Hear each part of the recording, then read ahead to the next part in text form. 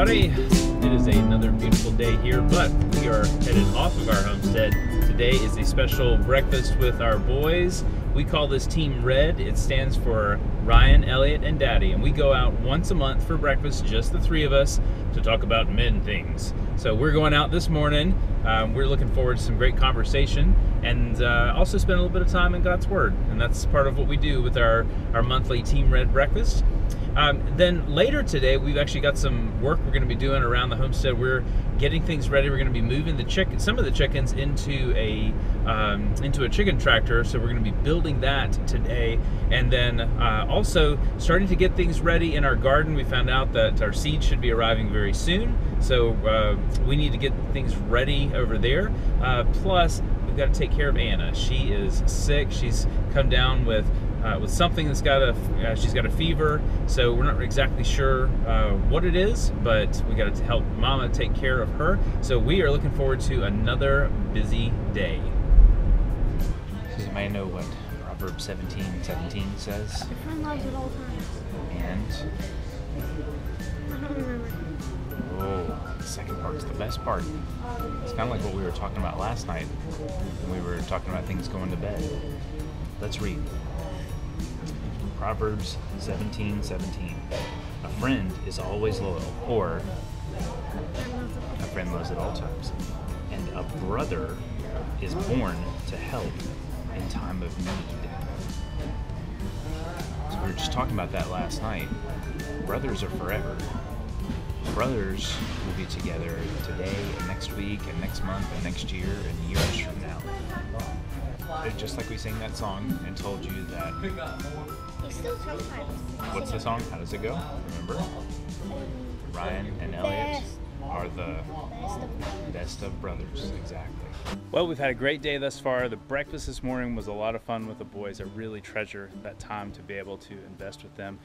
I'm getting ready to work on a project now that is something we've been planning for some time, and that's to create a chicken tractor. And ours is going to be a slight modification off of what you might usually see, almost more like a box that's just going to lay on the ground.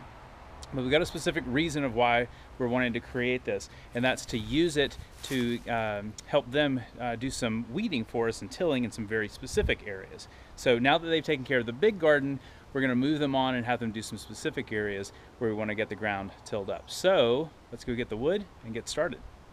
All right, I've got my 2x2s and I'm bringing them back around. I'm actually working in an area that we don't often go in our yard, at least not during this time of the year. We spend probably a little more time there in the summer. It's just outside of our basement. But it gives me a great spot to be able to work with this wood.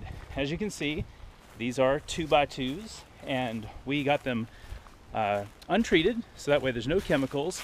And then also, Ryan went ahead and painted these for us yesterday.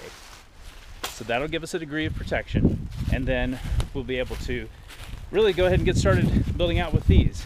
So I know my cuts I need to make, got my plan, and I'm ready to go. Actually, before we get started with putting all of this together, I want to talk really quickly about what are the dimensions here. Because there's a lot of different styles of chicken tractors out there. I know, because I've looked and I have done my homework on this.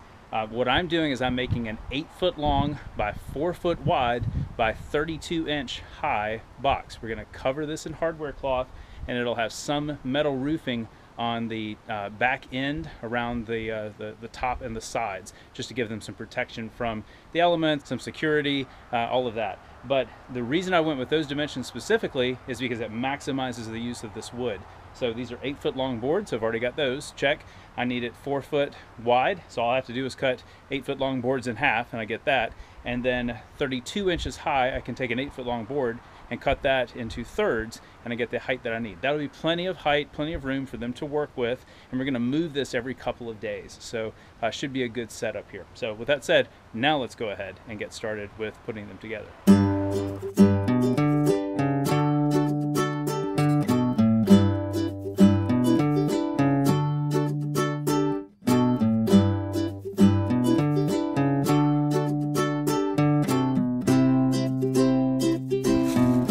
Okay, I've made all of my cuts. Funny story, this table saw I was given as a Christmas gift. It sat in our basement for a year, partly because I didn't know how to use it, partly because I was kind of afraid to use it. But when you need it, you learn it, you figure it out, and you get confident. And that's part of what I found being out here on our homestead is I'm using tools that I've never used before. And I know that's not something unique to a homestead, but it was new to me. So these are things that I've had to learn, and I've gotten a lot better and a lot more confident with it. But with that said, I am glad that we're past the cutting point because I'm ready to go ahead and get onto the assembly. So let's go ahead and get started with that now.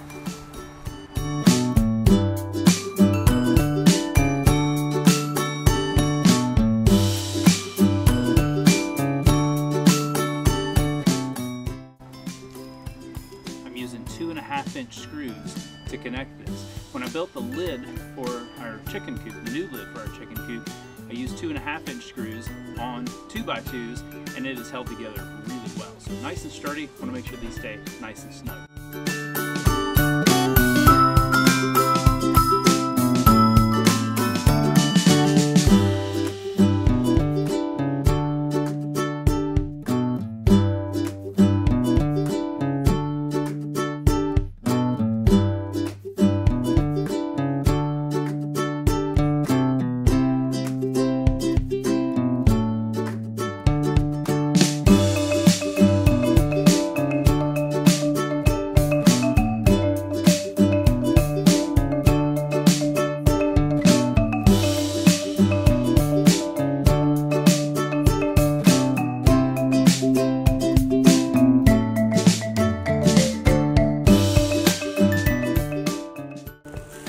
Well, that's it. So we finished the construction.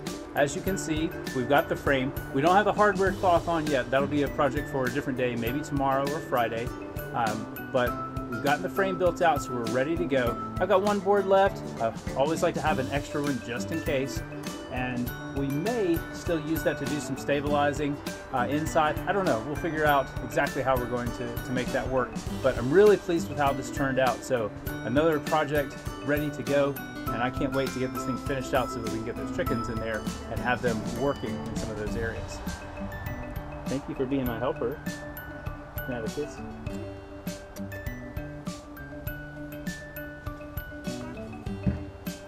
Well, it was fun to be able to wrap up that work, and it was also great to be able to involve Katie. It's nice to help even the youngest feel like they are a part of all of the action. One thing I thought of, and maybe I didn't explain, is where we're planning on putting that chicken tractor. This is one of the areas you can see right here behind the blueberry bushes that we've got just weeds, grass, things that have grown in back here.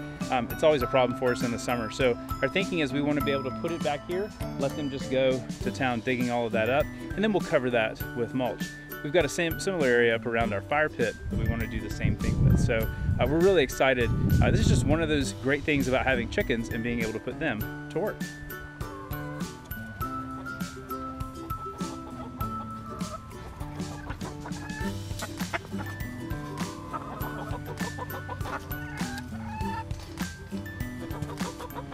Well, that concludes another day out here on our homestead. Thanks for joining along with us. It's fun to be able to share these projects with you and just show you a little bit of how we're doing things to cultivate real life. So we hope that you'll continue to watch with us. Thanks for watching so far. It means a lot to hear the compliments and the comments. And please consider becoming a subscriber if you haven't. And also, if you're so inclined, share this video on YouTube, on Facebook, wherever else it is that you like to share content. So thanks and have a great day.